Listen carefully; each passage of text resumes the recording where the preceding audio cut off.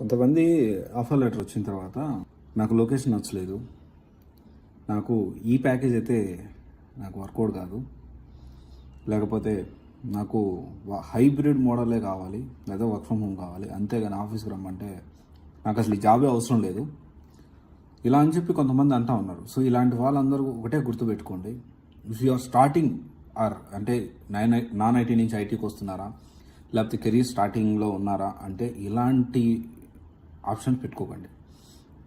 Job వస్తే offer letter release అయితే join అయిపోండి. రేపు జాయిన్ అవ్వమన్నారా జాయిన్ అయిపోండి, ఎల్లుండి జాయిన్ అవ్వమన్నారా జాయిన్ అయిపోండి.